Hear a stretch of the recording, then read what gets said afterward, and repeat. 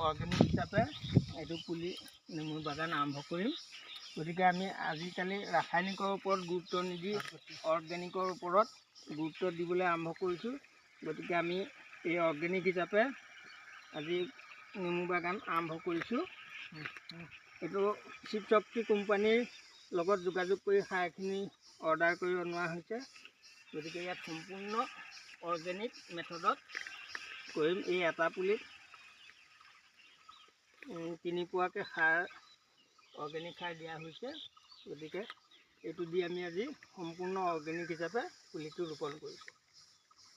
আজিৰ পৰা আমি ৰাসায়নিক বাদ দি অৰ্গেনিক খেতিত মনোনিৱেশ কৰিছোঁ।